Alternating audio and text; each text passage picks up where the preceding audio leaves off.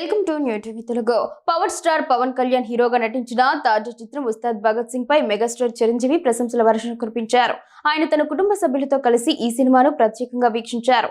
ఈ special screening కు పవన్ కళ్యాణ్, ఆయన భార్య అన్నా లెజినోవో, శ్రీలీల కూడా విచ్చేశారు. సినిమాను ప్రతి క్షణం ఆస్వాదించారని, తమ్ముడి నటన అద్భుతంగా ఉందని చిరంజీవి అభినందించారు.